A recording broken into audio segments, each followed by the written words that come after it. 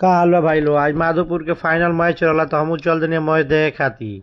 तो देखनी हमें बहुत शानदार हिमांशु मारत रहन, बहुत अच्छा इंकरी थी मुकुल के खतरनाक प्रहार। ओकर बाद का भइला कि बेस्ट ऑफ थ्री के मुकाबला रहला, जे बेस्ट ऑफ फाइव के मुकाबला रहला, जेमे माधोपुर दूगो मरला सा, दूगो मोहम्मदपुर। के बाद का भइला कि दोनों बराबर हो गईला। ओके बाद लास्ट वाला गेम माधोपुर मार के जीत गईला। ओके बाद जश्न के माहौल लागल लो, माधोपुर के लइका नाचे नाचत नाचे लगल लोग देख हई।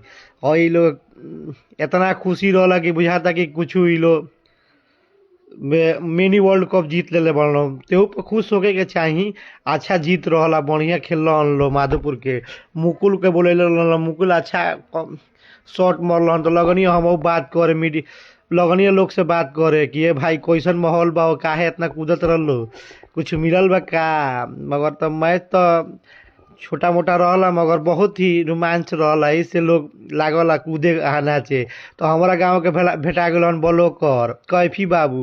तो उनका से कहनी कि का हो कैफी बाबू, का कह के चाहते रहो अपने गांव में मैच करा दियल जाएगो कि यही तौर भीड़ लागो। तो लगनी से दोनों भाई बतियावे, कैफी भाई हम